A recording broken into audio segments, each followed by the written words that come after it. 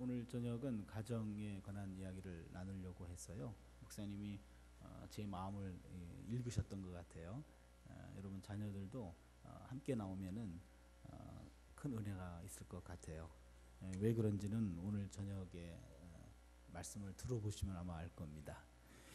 예, 오늘 조율의 영성이란 말씀을 함께 나눕니다. 우리나라 1950년, 60년대는 직장에서 손과 발을 움직여서 일을 했습니다.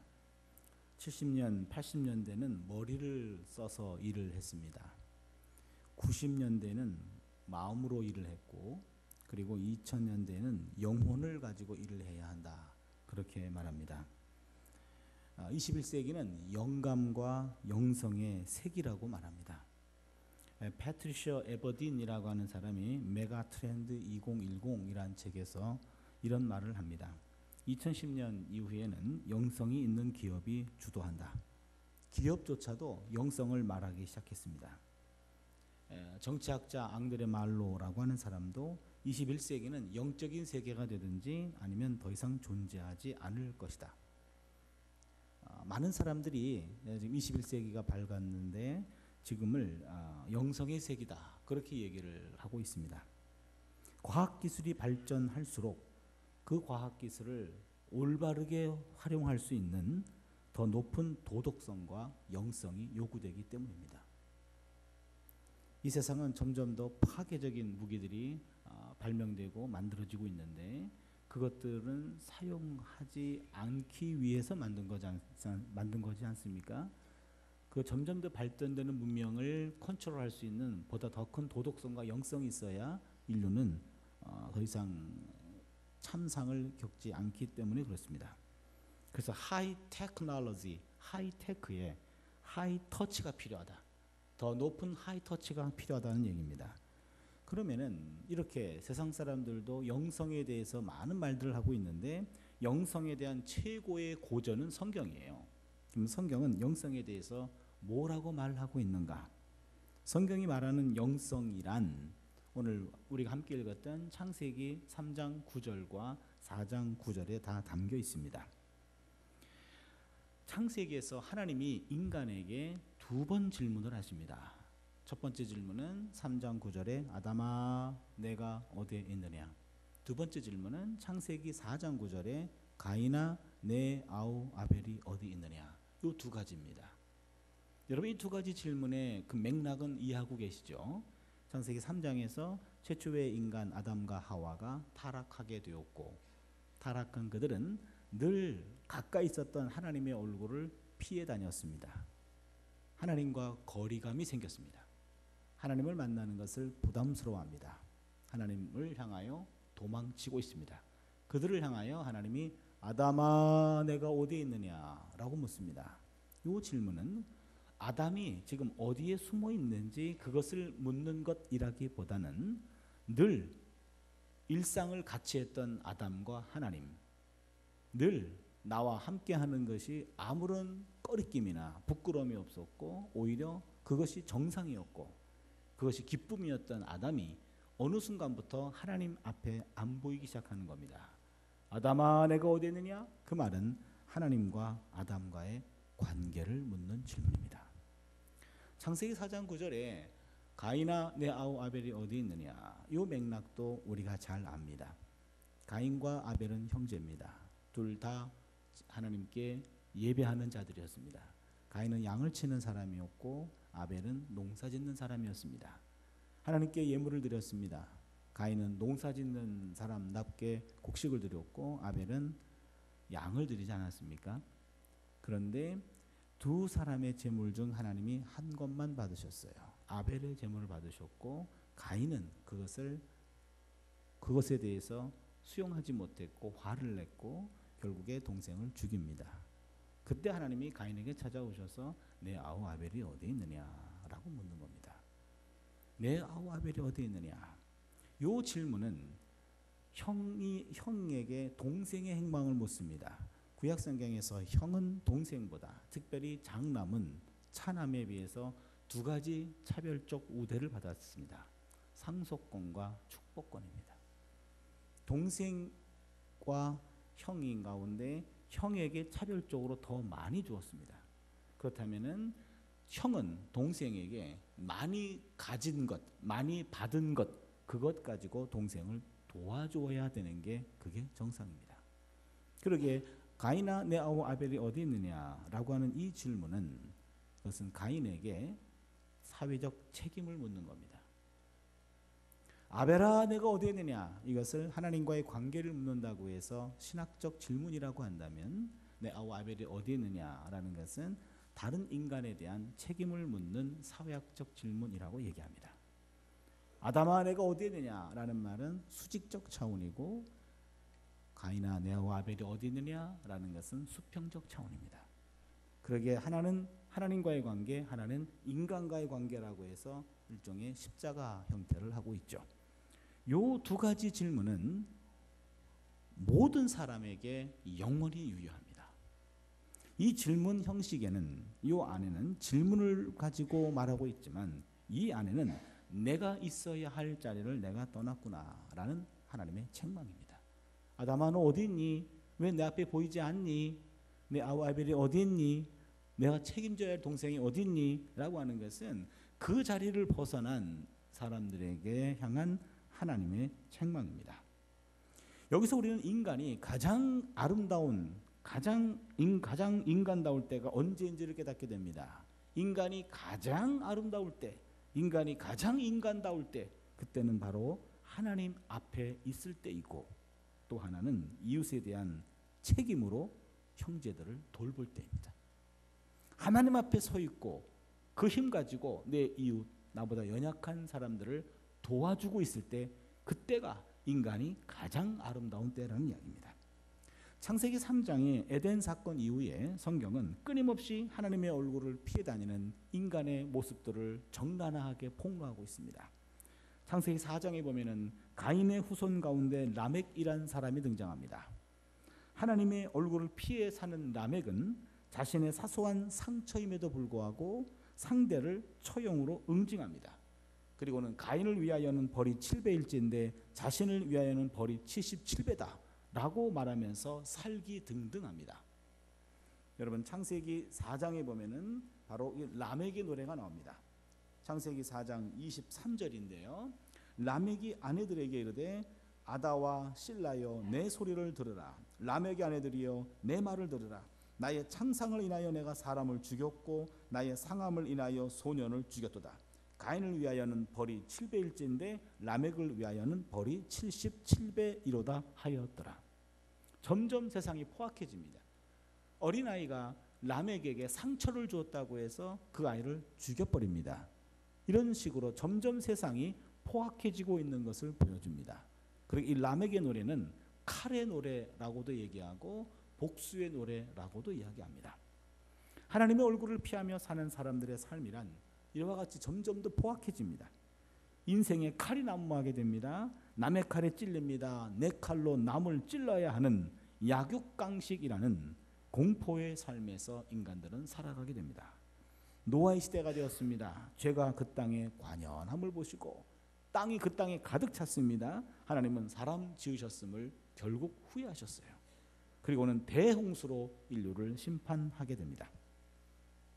창세기 11장의 바벨탑 사건도 마찬가지입니다. 하나님을 떠난 인간들의 교만을 적나라하게 고발하고 있습니다. 그렇다면 창세기 1장부터 11장의 인류의 역사는 하나님 앞에 서기를 거부하는 사람들의 이야기로 채워지고 있어요. 점점 더 하나님을 떠나가는 사람들의 이야기를 보여주는 것이 창세기 1장부터 11장의 이야기입니다. 창세기 12장부터 50장까지는 족장사라고 얘기합니다. 이 족장의 시대에도 점점 더 인간 사이가 점점 벌어지고 그리고 포악해집니다. 이복 형제인 아브라함의 아들 이삭과 그의 이복 형인 이스마엘, 이삭과 이스마엘의 갈등에서 시작한 그 족장 역사는 한 어머니 배에서 나온 동일한 어머니입니다. 쌍둥이 형 에서와 야곱 형제들의 또한 갈등으로 그것이 형제 간의 골이 깊어집니다. 요셉과 그 형제들 간의 갈등도 우리는 압니다. 형들이 아우를 죽음의 구덩이로 그를 집어넣습니다. 결국에 형들이 동생을 죽이는 꼴이 된 겁니다. 형제에 대한 폭력이 점점 늘어나고 있는 것을 확실히 목격할 수 있어요. 그렇다면 인간이 하나님 앞에 서기를 포기할 때, 그리고 이웃을 외면할 때, 그때 인간은 인간임을 포기하게 되는 겁니다. 그때는 인간이 더 이상 인간이 아닙니다. 인간이란 하나님 앞에 바로 서 있어야 되고 내 이웃 앞에 바로 서 있을 때 그것이 진정한 인간입니다. 출애굽 사건을 볼까요? 창세기에서 서술된 이런 고통의 현실, 하나님을 떠나는 인간, 이웃을 외면하는 인간, 이런 현실 속에 하나님은 그런 세상을 그냥 내버려 두지 아니하시고 하나님은 그런 역사에 개입하셔서 그들을 탈출시켜 준 것이 출애굽 사건입니다. 출애굽이란 벗어날 출자죠. 애굽, 이집트입니다. 출이라는 말은 탈, 벗어남, 그리고 지향함이라고 하는 이런 두 가지 길을 따르는 겁니다. 벗어남과 지향함. 히브리 민족을 억압하고 속박했던 체제를 벗어나는 겁니다. 억압으로부터의 벗어남, 동시에 적과 꿀이 흐르는 가나안 땅을 향하여 지향함. 이집트를 떠나고 가나안으로 향하는 발걸음, 그게 바로 출애굽입니다. 하지만 여러분, 가나안 땅, 지금의 이스라엘 땅 가보신 분은 혹시 아실지 모르겠는데요, 저는 자주 갑니다만 이스라엘 땅에 가면은 적과 꿀이 진짜 바닥에 흐르는 줄 알았어요. 없어요. 근데 그런 거요. 적과 꿀이 흐르는 땅 아닙니다. 척박한 땅이었어요. 지금도 마찬가지입니다. 성경에서 적과 꿀이 흐른다라는 표현은 억압받으면서 고기를 먹는 것이 아니라 형제가 함께 화목하며 고기가 아닌 채소를 먹을 수 있는 곳이 가나안 땅이었기 때문에 그래요. 성경에서 애굽은 억압받으면서 고기를 먹는 곳으로 표현됩니다. 이스라엘 백성들이 홍해를 건넜어요. 그 다음에 이집트에서 고기 먹던 시절을 회상하면서 모세와 아론을 원망하곤 했습니다. 이렇게 말합니다. 우리가 애굽 땅에 고기 가마 곁에 앉았던 때와 떡을 배불리 먹던 때에 야훼의 손에서 죽었더라면 좋았을 것을, 너희가 이 광야로 우리를 인도하여 내어 이 온 회중으로 줄여 죽게 하는도다. 줄여 죽는 것은 아니고 만나도 먹였고 메추라기도 먹였는데 바로 이때 나오는 만나 메추라기 사건 이전에 어떤 고통을 얘기하고 있죠. 원망하고 있습니다. 늘 이집트에서 잘 먹었던 것만 기억하고 있는 거예요. 이들의 원망에도 이집트는 억압 속에서 고기를 먹던 곳으로 기억되고 있습니다. 이에 반해서 성경에서는 형제와 화목하게 채소를 먹는 것이 가장 이상적인 상황이라고 묘사합니다. 잠언 15장 17절을 보면은요, 여간 채소를 먹으며 서로 사랑하는 것이 살진 소를 먹으며 서로 미워하는 것보다 나으니라. 채소를 먹으면서 서로 사랑하는 것이 한우 먹으며 서로 미워하는 것보다 낫다, 이런 말이죠. 잠언 17장 1절을 보면은요, 마른 떡 한 조각만 있고도 화목하는 것이 제육이 집에 가득하고 다투는 것보다 나으니라. 이 제육은 제육볶음을 얘기하는 거죠. 요즘 애들이 고기를 많이 좋아하는 것 같아요. 우리도 딸만 둘이 있는데 맨날 우리 집은 왜 식물만 채소만 나와 막 이러면서 투덜투덜거릴 때가 있는데 고기를 매일 먹어도 질리지 않는 모양이에요. 고기는 무슨 생선은 고기가 아니랍니다. 또 최소한 닭 정도까지가 고기고, 그 다음에 돼지하고 그 다음에는 소 중에서도 한우, 얘가 진짜 고기거든요. 뭐 이렇게 얘기하는데요. 아무튼 마른 떡 한 조각만 있고도 화목하는 것이 제육이 집에 가득하고 다투는 것보다 나으니라. 진정한 영성을 추구하는 것은 출애굽한 히브리인들처럼 새로운 존재가 되는 겁니다. 억압 속의 고기는 애굽입니다. 화목 가운데 채소는 가나안입니다. 새로운 존재는 탈애굽의 삶이고 동시에 향가나안의 삶입니다. 새로운 존재란 억압 속의 풍요로움이 아니라 화목 가운데 소박한 삶을 사는 겁니다. 이러한 새로운 존재는 에덴 사건에서 이미 보았듯이 하나님 앞에 바로 서고 이웃을 살리는 것, 이런 이중적인 책임을 지는 삶을 말합니다. 원래 유대교인들은요, 예수님께서 오시기 전에 유대교인들은 구약 성경에 있는 모든 말씀을 한 문장으로 정리했습니다. 그것은 바로 하나님 사랑으로 정리했어요. 신명기 6장 4절로 5절을 보면은 이스라엘아 들으라. 우리 하나님 야훼는 오직 하나인 야훼시니 너는 마음을 다하고 뜻 성품을 다하고 힘을 다하여 내 하나님 야훼를 사랑하라. 이렇게 되어 있습니다. 이 쉐마 이스라엘 신명기 6장 4절 5절 말씀을 구약 전체의 강령으로 봤습니다. 핵심으로 봤습니다. 그런데 여기에 예수님께서 한 가지를 더 보탭니다. 마태복음 22장 37절로 39절을 보면 내 마음을 다하고 뜻을 다하여 주 너희 하나님을 사랑하라 하셨으니 이것이 크고 첫째 되는 계명이요 둘째도 그와 같으니 내 이웃을 내 자신같이 사랑하라 하셨으니. 여기서 둘째도 그와 같으니 할 때 많은 분들이 착각하는데 그와 같으니라는 말은 뒤에 것을 받는 것이 아니라 앞에 것을 받는 거예요. 무슨 얘기냐면 둘째도 그와 같으니라는 말은 이웃 사랑을 소개하고 있는데 이웃 사랑과 하나님 사랑은 같은 급이다 그 말입니다. 첫째 계명과 둘째 계명은 동급입니다. 그렇게 얘기합니다. 여기서 나와 있는 예수께서 말씀하신 이 두 가지를 하나님 사랑과 이웃 사랑, 우리는 이것을 사랑의 이중 계명이라고 말합니다. 사랑의 이중 계명입니다. 계명은 하나님 사랑과 이웃 사랑이라고 하는 두 가지 사랑을 얘기해 주고 있어요. 여러분 사도들이 신경 써서 만든 게 사도신경이죠. 맞습니다. 사도들이 신경 많이 써가지고 신앙 고백을 모은 게 사도신경이에요. 그런데 여기 있는 사랑의 이중 계명, 하나님 사랑하라, 이웃 사랑하라, 이것을 최근에 미국의 스콧 맥나이트라고 하는 교수는 신약학 교수인데 이것을 예수 신경이라고 이름을 붙였어요. 예수께서 신경 많이 써가지고 만든 거라고 얘기죠. 그래서 예수 신경은 예수께서 만든, 예수님이 정리한 건데 구약에 있는 모든 말씀을 딱 둘로 정리한 거예요. 하나님 사랑, 이웃 사랑, 이게 예수 신경이다 그 말입니다. 이 예수 신경 굉장히 중요합니다. 여기 있는 내 이웃을 내 몸같이 사랑하라, 이 말은 레위기 19장 18절에 나와 있는 성결법전에 있는 내용을 따온 겁니다. 레위기 19장 18절을 보시면 원수를 갚지 말며 동포를 원망하지 말며 이웃 사랑하기를 내 몸과 같이 하라, 나는 야훼니라. 레위기 19장 18절 이 말씀이 예수께서는 구약에 있는 또 하나의 중요한 핵심 구절로 이해했던 겁니다. 그러게 예수 신경에 따르자면 하나님을 사랑하고 내 이웃을 내 몸같이 사랑하는 것, 바로 이것이 우리가 지금까지 계속 보고 있는 창세기 3장 9절에 아담아 내가 어디에 있느냐, 4장 9절에 가인아 내 아우 아벨이 어디 있느냐 라는 두 가지 질문과 정확하게 일치하고 있습니다. 하나님의 뜻에 합당하게 살기 위해서는요, 하나님이 이스라엘에게 요구하셨던 거룩한 삶을 살아야 됩니다. 레위기 19장 2절을 보시면요, 너희는 거룩하라 주 너희 하나님이 거룩함입니다. 여기 거룩이라는 말이 바로 성결이라는 말입니다. 너희들은 성결하라, 주 너희 하나님이 성결하기 때문입니다.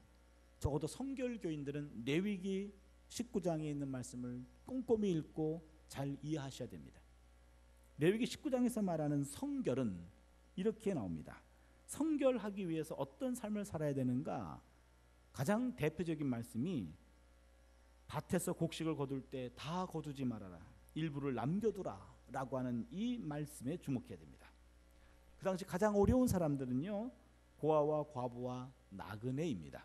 이 고아와 과부와 나그네라고 하는 가장 어려운 사람들이 내 것 가운데 남겨진 것들을 가져갈 수 있도록 농사를 짓고 추수할 때 싹 긁지 말고, 다 추수하지 말고 일부러 흘리라는 거예요. 남기라는 겁니다. 당신이 취하지 말고 남이 취하게 하라, 어려운 사람이 취하게 하라, 바로 그것이 성결한 삶이다 그렇게 말해요. 본문을 한번 볼까요? 레위기 19장 9절로 10절입니다. 너희가 너희 땅에서 곡식을 거둘 때에 너는 밭 모퉁이까지 다 거두지 말고 내 떨어진 이삭도 줍지 말며 내 포도원의 열매를 다 따지 말며 내 포도원에 떨어진 열매도 줍지 말고 가난한 사람과 거류민을 위하여 버려두라, 나는 너희 하나님 야훼니라. 추수할 때 다 거두지 말고 남기라 그러는데 이러한 풍습은 이방 민족들에게도 있었습니다. 이방 민족들도요, 곡식이나 열매를 거둘 때 일부를 남겨둡니다. 그런데 그 일부를 남겨두는 것은 그들의 우상신에게 바치는 제물로 간주했습니다. 그들의 수확 가운데 일부를 남겨서 그들의 신에게 우상들에게 바침으로 추수의 열매를 주신 것에 감사하고 또한 다음 추수를 그 신에게 부탁하는 겁니다. 그런데 말이에요. 오늘 본문을 보니까 레위기 19장에서는 이스라엘에서는 신들의 몫을 가난한 자들에게 돌립니다. 이게 달라요. 하나님이 챙겨야 될 몫인데 남겨서 그건 나한테 제물로 드려라. 그런데 하나님은 그거 내 거거든. 네가 나한테 드려야 되는 거거든. 그거를 내가 가난한 사람들에게 주었으니 그들에게 직접 갖다 주어라. 그러면 그것은 내가 취한 것이다. 그렇게 얘기합니다.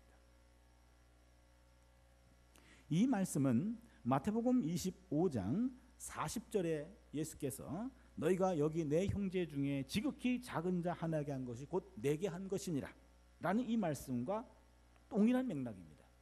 어려운 사람들을 위해 자신이 정당하게 거둬들여야 할 일정한 부분을 남겨둘 수 있는 것, 이것이 성경이 말하는 진짜 영성입니다. 영성이란 다른 것 아닙니다. 여러분 레위기 19장에 따르면 성결의 영성인데, 성결의 영성이란 영성이 깊은 사람은 사람들이 헐벗은 사람들을 볼 때 그냥 지나치지 못합니다. 어려운 사람들을 보고 어려운 사람들을 볼 때마다 도와주고, 그리고 더 도와주지 못해서 마음 아파하는 것, 이게 바로 성결의 영성을 가진 사람이고 진정한 영성을 가진 사람입니다. 나들목 교회라는 교회가 있어요. 한 10년 이상, 한 2, 3년 된 것 같은데요. 요 교회는 교회 안에 이 지정헌금이라는 제도가 있답니다. 지정헌금이란 교회 교우들 안에, 교인들 안에 누가 굉장히 어려워요, 힘들어요. 근데 그분에게 직접 이렇게 도와드리면은 관계가 조금 껄끄러울까봐, 분명히 누군가가 무슨 일로 어려운 거를 알고 있으면 그분 모르게 교회에다가 아무개 집사님을 위한 헌금 이렇게 해서 지정헌금을 한다는 겁니다. 그럼 지정헌금으로 하면은 그 지정헌금은 교회에서 맡아서 그 지정된 그분에게 하나님이 주시는 것으로 해서 그분에게 드린다는 거예요. 이런 지정헌금이 2010년에 1억 5,700만 원이 거쳐서 수혜자가 670명이 있었답니다. 이것은 교인들끼리 서로가 모르게 누군가가 어떤 교인들에게 도움을 준 거죠. 또한 바나바 헌금이라는 것도 있답니다. 바나바 헌금은 교육비나 의료비나 생계비, 교육비, 의료비, 생계비, 이것에 대해서만큼은 무이자로 교회에서 돈을 빌려주는 겁니다.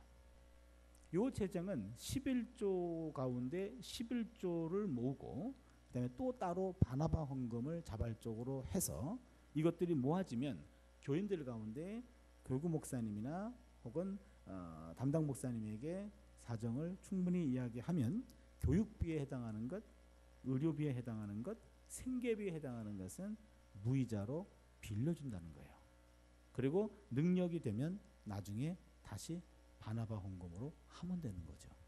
이 바나바 헌금이 2010년에 6,100만 원이 거쳐져서 이 토탈 지정헌금과 바나바 헌금이 2억 2천만 원, 교회 예산의 15%에 해당되는 돈을 교인들 안에 있는 어려운 사람들이 그분들이 드러나지 않게 그것을 순환하면서 그 공동체가 건강하게 돌아가고 있는 이러한 것들, 아주 좋은 예라고 생각이 됩니다.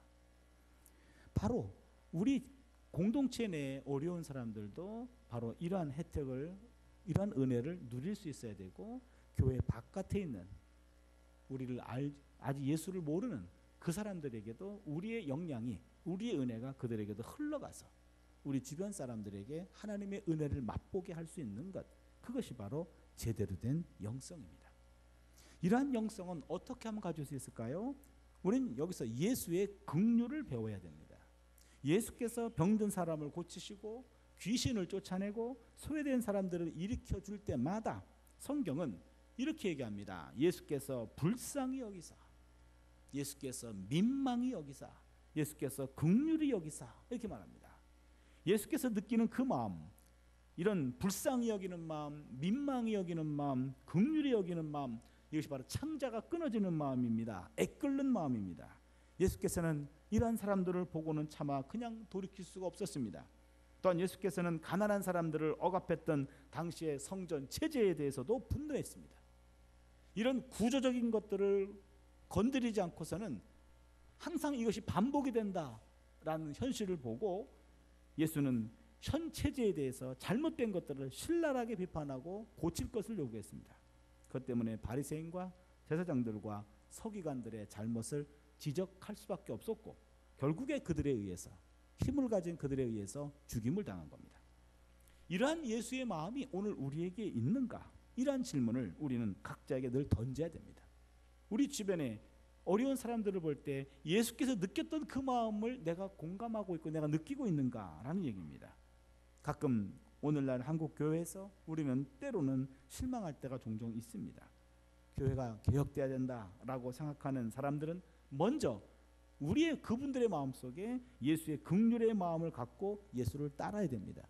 뭔가 변화돼야 된다라고 하면 남이 변화되기 전에 변화돼야 된다라고 생각하는 그분부터 변화가 돼야 되는데 바로 예수의 긍휼의 마음이 우리 안에 있어야 된다는 얘기입니다.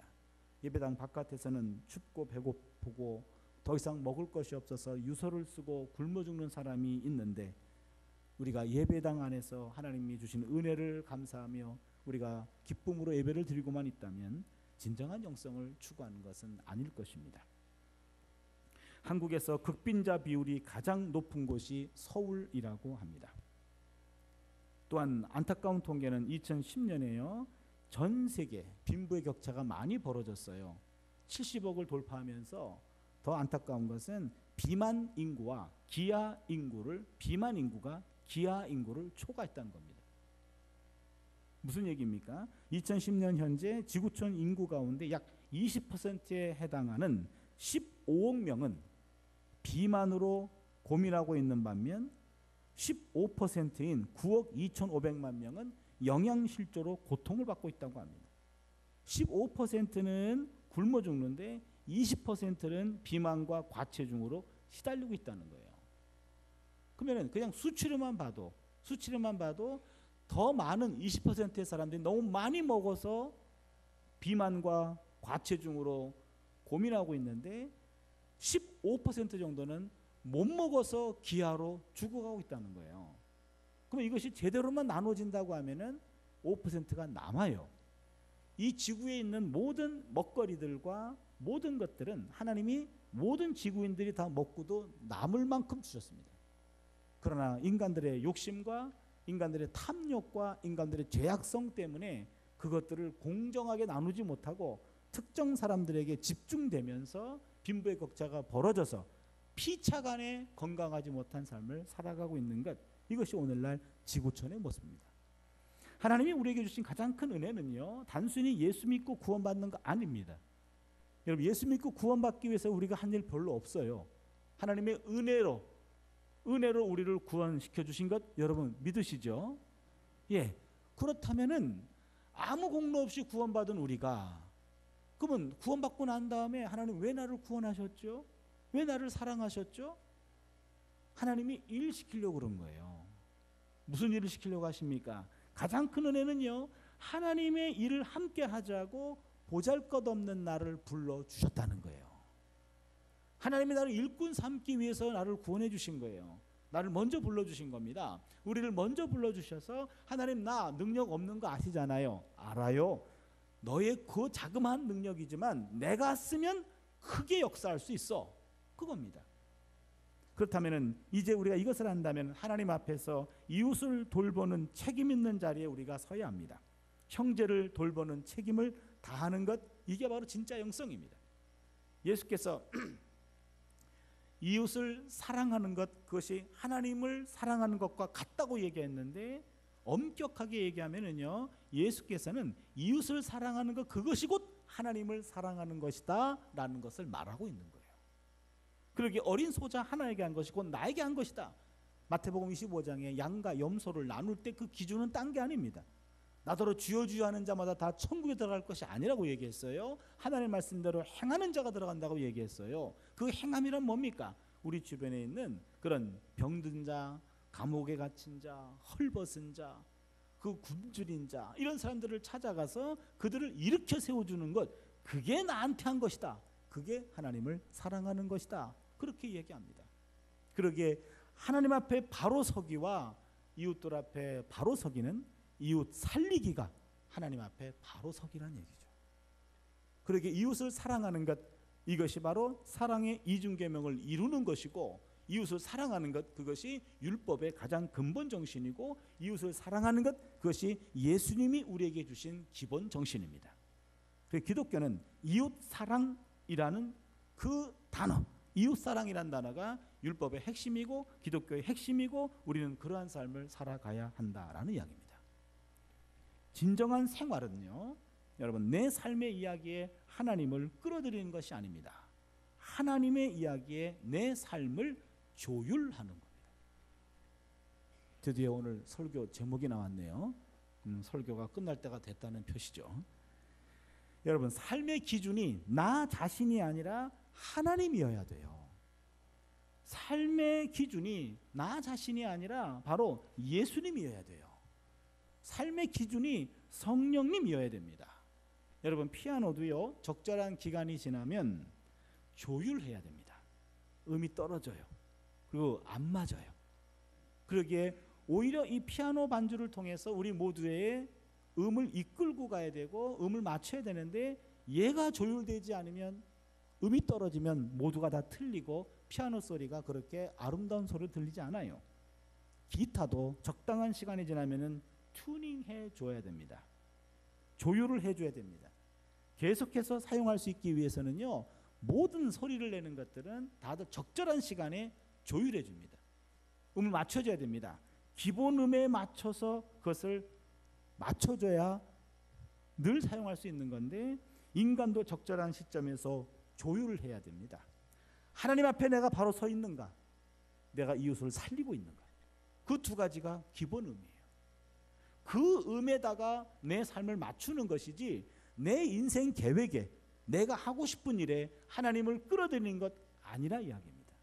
기본 음이 내가 되면 그것은 하나님을 믿는 것이 아니에요. 나를 믿는 거고 하나님을 이용하는 겁니다. 기본 음은 하나님이어야 됩니다. 거기에 내가 맞춰지는 거예요. 그 기본 음에 대한 기준이 하나님 앞에 바로 서기와 이웃 살리기라고 하는 겁니다. 몇 년 전에 제가 인도네시아에 집회를 간 적이 있었어요. 근데 주말 금토일 집회였는데 주일날 이제 마지막 저녁 집회를 앞두고 있었습니다. 그런데 그 교회에 가장 나이가 많이 드시고 존경받는 장로님께서, 목사님, 예, 좀 고민입니다. 예, 무슨 고민입니까? 여기 있는 인도네시아에 있는 많은 교민들이 주일날 5시, 근데 우리하고 2시간 차이가 나는 것 같아요. 5시쯤에, 주일날 5시쯤에 한국에서 하는 프로그램, 그거를 대부분 본다는 거예요. 근데 그 프로그램을 봐야 일주일 동안의 어떤 시름들을 다 잊고, 그 다음에 향수병도 다 고치고 새로운 에너지를 받아서 월요일날 일을 한다는 거예요.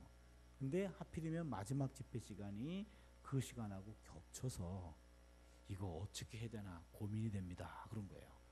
장로님께서 그렇게 얘기하셔서 난 속으로 참 황당했습니다. 그래서 내가 도대체 무슨 프로그램이길래 그렇습니까? 그랬더니 장로님이 하시는 말씀이 서바이벌 나는 가수다라는 프로그램이 있습니다. 저는 그때 처음 들었어요. 그게 그런 프로그램이 있는지도 몰랐습니다. 근데 그 프로그램의 위력이 얼마나 세길래 이렇게 교민들이 그 시간에 예배를 드릴 것인가, 이거를 들을 것인가, 그렇게 고민하나 싶었어요.